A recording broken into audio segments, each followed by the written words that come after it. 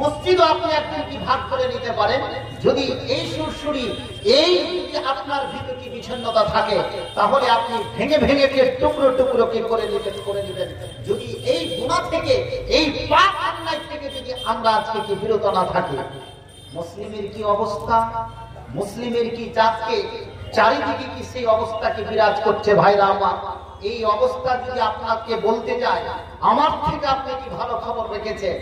মুসলিমরা আজকে চারিদিকে মার খাচ্ছে, শুধু তাদের উপরে কি ধোলাই হচ্ছে, নির্যাতন চলছে।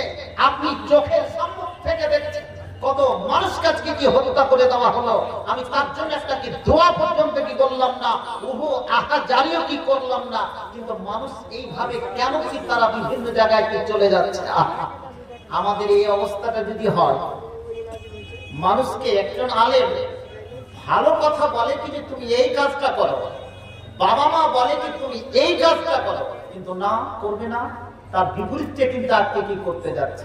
একটা কম এর বিপরীতে কিন্তু ধ্বংস হয়ে গেছে। প্রিয় ভাইরা, কি ধ্বংস হয়েছে সেই কম? যখন মিশর থেকে সিনাই মরুভূমি পার করে যখন জেরুজালেমের কি ভিতরে কি ঢুকবে, জেরুজালেমকে যখন ফাতা করা হচ্ছে, হযরতে কি মুসার পর যিনি নবী হয়েছিলেন তিনি হলেন ইউসা বিন নূন। কি বললাম? ইউসা বিন নূন। তিনি যখন কি নবী হলেন, তখন একটা কথা তাদেরকে বলে দিয়েছিল, জেরুজালেম অর্থাৎ ফিলিস্তিন, এই বাইতুল মাকদিস, এটা যখন ফাতা হয়ে গেল, জয়লাভ করে দিলাম, তখন আমরা যখন কোন জায়গাতে ভালো রেজাল্ট করি বা মসজিদে যখন আমরা কোনো জায়গায় ঢুকি, ভালো যখন কোনো জিনিস করি, তখন আমরা 2 রাকাত নামাজ পড়ি। সাধারণত 2 রাকাত নামাজ পড়ি, সাদকা তোরপর কিংবা সাজদায় পড়ে যাই।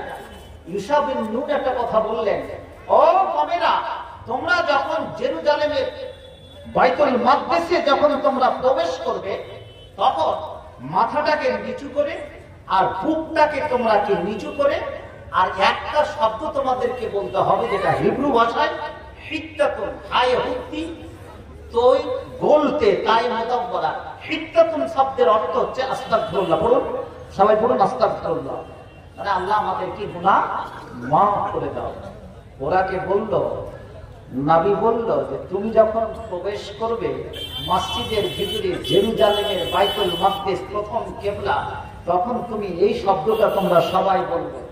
কিন্তু বেঈমান শয়তান কম, আহা, এই বেঈমান শয়তান কম থেকে 300 থেকে 400 বছর ধরে গোলামি যে ফেরাউনের কি কাটলো, এই গোলামিতে থেকে থেকে মন সংকীর্ণ হয়ে হয়ে এরা করলো কি, প্রবেশ যখন করছে তখন পিছনটা বাইতুল মাকদিসের মসজিদের ভিতর করে দিল, বুকটাকে উঁচু করে দিল, মাথাটাকে উঁচু করে দিল। তখন মুখে হিত্তাতুনের পরিবর্তে কি বলতে লাগলো? হিন্তাতুন। হিন্তাতুন মানে গমের দানা। ঘুরে ফিরে লক্ষ্মী ভান্ডারি বুঝি, তাই না? ঘুরে ঘুরে জিয়ারি বুঝি, ঘুরে ঘুরে সে টাকায় বুঝি। আহা, এই কম করলো কি?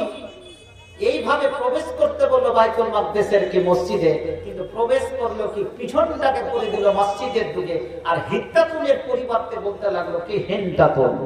এই কমটা আল্লাহ কোনদিন রাখবে নাকি বরবাদ করে দেবে? আহা, ওরে আমার যুবক যুবতী, জেনে রাখো, তোমার রাসূল এবং আল্লাহ তাআলা যেটা হুকুম করেছে সেটা অনুসারে তুমি জীবিকা অর্জন করো, সেইভাবে তুমি চলাফেরা করো, সেটাতে তোমার কি সহায়তা আছে, সেখানে তোমার খায়র আছে, সেখানে তোমার কল্যাণ আছে। ওরে যুবক যুবতী, জেনে রাখো, জেনে রাখো, এ কমে 100 বছর নয়, 200 বছর নয়, 300 বছর, 400 বছর পর্যন্ত ফেরাউনের গোলামি কেটে কেটে কেটে কেটে তাদের গোলামি এমন ভাবে রক্তের রন্ধ্রে রন্ধ্রে প্রবেশ করে গেছিল যে কোনো কথা তাদের ব্রেন কাজ করছিল না। ব্রেন প্লাস্টিক হয়ে যায়, ব্রেন সম্পূর্ণ কি বেকার হয়ে যায়। সেই কম কিন্তু শেষ হয়ে গেছে রে। ওরে আমার যুবক যুবতী, জেনে রাখো, তুমি আজকে কোন জায়গায় ভুগছো, কোন জায়গায় তুমি চলছো। তুমি কি নিজের জীবনের একটুকু সমালোচনা করো না? নিজের আত্মিক তুমি পরিচালনা করো না? একবার তোমার জীবন তুমি কি দেখে নাও যে আমি কোন জায়গায় আজকে দাঁড়িয়ে আছি, কোন জায়গায় অবস্থান করছি। একবার তুমি ভেবে নাও, ভেবে না। মুসলিমের অবস্থা কি দেখবেন? সারা বিশ্বের মুসলিমের একই অবস্থা। খালি ভোরে ভোরে যুবকটিকে দেখলেন না, যুবতী থেকে নেটে সার্চ করে পড়েনি, একই অবস্থা। এখানে কত পার্সেন্ট লোকের মুখে দাঁড়িয়ে আছে বলুন তো? আছে? কোন পার্সেন্টেজ হবে? যারা যারা দাঁড়িয়ে রেখেছে হাতটা উঠান তো দেখি। কোন পার্সেন্টেজ পড়বে না। ইয়াহুদির বাচ্চারা 99% লোক দাঁড়িয়ে রাখে। কেন? এই মুসলমানের বাচ্চাকে পৃথিবীতে শেষ করে দেওয়ার জন্য। মাত্র 1.5 কোটি তারা কি ইয়াহুদি মুসলমানদের পিছনে তারা টাকা গুনে গুনে চুনে চুনে কি রাখে, জমা করে রাখে। আর কিন্তু যারা খ্রিস্টান, যারা জিসাসের কি বাদ, এরা শুধু পাগলের মতো কি ঘুরে বেড়ায়, পাগলের মতো মদ খায়, পার্কে ঘুরে বেড়ায়, বিভিন্ন জায়গায় ঘুরে বেড়ায়। ওই জায়গাটা কিন্তু আমরা আজকে কিনে নিয়েছি প্রিয় ভাইরা আমার।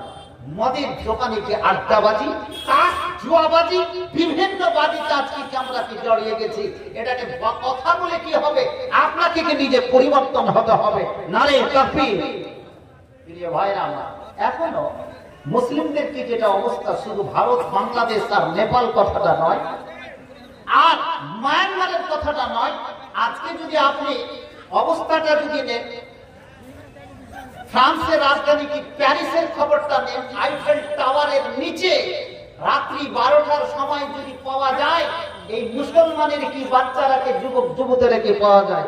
বলুন নাউজুবিল্লাহি মিন যালিক। এরা কারা? এরা কোথাকার লোক? এরা হচ্ছে মরক্কোর লোক। এরা আফ্রিকার যুবক যুবতী। আহা, এরা আফ্রিকা, মরক্কো, আলজেরিয়া থেকে সেখানে করে যায় রাত্রি 12টার পরে।